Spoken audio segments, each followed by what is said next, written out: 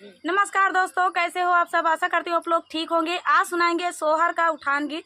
बहुत ही प्यारा चुटकुला सोहर का उठान गीत है, सुनिएगा और बताइएगा कैसा लगा। सुनिएगा आखिर तक सुनना, बहुत ही ज़्यादा आनंद आएगा। तो ये ननद भाभी का चुटकुला सोहर गीत है। तो कैसे भाभी हैं, वो अपनी ननद को कुछ भी देना नहीं चाहती, मतलब कंजूस भाभी हैं। ये मेरी भाभी हैं, इनको नहीं कह रही हूँ और भाभी को कह रही हूँ कि कंजूस भाभी हैं, अपनी ननद को कुछ भी नहीं देना चाहती, मतलब कुछ भी। तो देखिएगा इस गीत में, सुनिएगा कि कैसे कैसे भूल से चला जाता है उनके यहाँ और कैसे उनकी भाभी क्या क्या जतन लगाती हैं उसे वापस लाने में। तो इस गीत के माध्यम से सुनिएगा। तो चलिए सुनाते हैं ये प्यारा सा चुटकुला सोहर का उठान गीत। सासू एक सेर गेहुआ भूजौतु बनाई डरित गुड़ा धनिया। सासू एक सेर गेहुआ भूजौतु बनाई डरित गुड़ा धनिया। सासू एक सेर गेहुआ भूजावई बनाई डरई गुड़ा धनिया।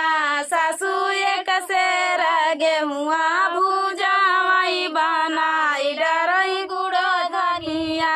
नाउन सागरऊ नागरा देहु बाटी ननद का नाही गुड़ा धनिया।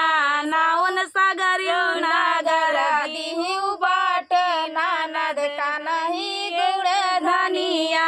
नाउन सागरऊ नागरा देहु बाटी ननद का नहीं गुड़ा धनिया। नाउन बाटताई बाटता गई भूली ननद का दही गुड़ा धनिया। नाउन बाटताई बाटता गई भूल ननद का दही गुड़ा धनिया। नाउन बाटी चोटी जब लौटाई तारानी से अरज करई हो। नाउन बाटी चोटी जब लौटाई तारानी से अरज करई हो। रानी बाटताई बाटता गए भूली ननद का दे गुड़ा धनिया। नाउन बाटताई बाटता गए भूली ननद का दे गुड़ा धनिया। जब स्वामी शिकार खेल लौटाई तारानिया राजा करई हो। उनके स्वामी शिकार खेल लौटाई तारानिया राजा करई हो। राजा बाटताई बाटता गई भूली ननद का दही गुड़ा धनिया। वो दऊ बाटताई बाटता गई भूली ननद का दही गुड़ा धनिया। राजा हो जाता घोड़े या सावर वाला लौटाई लवा गुड़ा धनिया।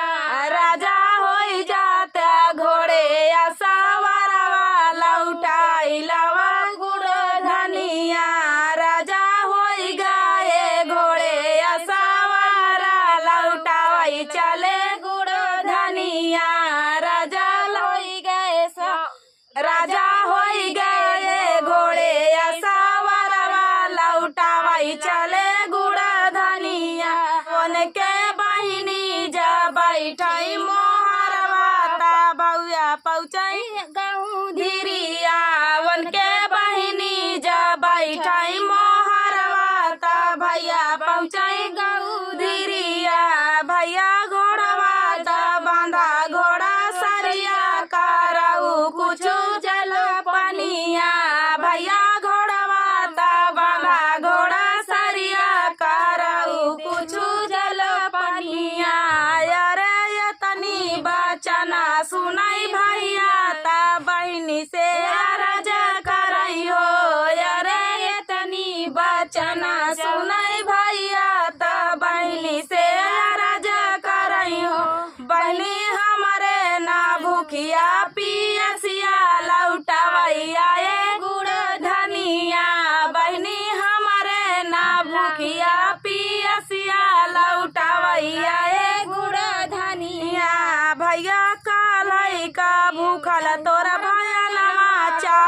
बनाई डारे गुड़ धनिया भैया काल है का भूखा तोर भाई धनिया अरे खेली कूदी बेटा लौटाई ता माया से रज करई हो बेटा खेली कूदी जब लौटाई ता माया से रज करई हो माया एक शेर गेहुआ भूजौती बनाई डारत गुड़ धनिया माया एक शेर गेहुआ भूजौती बनाई डरौ गुड़ धनिया अरे उनके मामी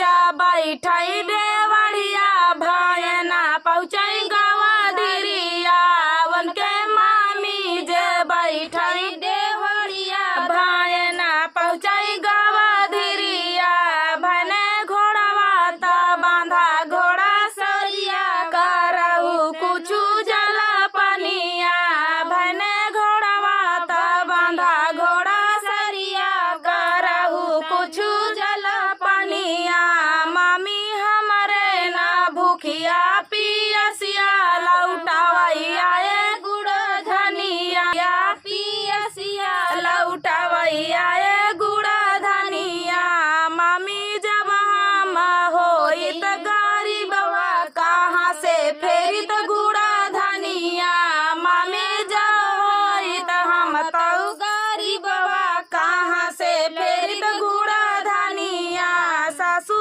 एक से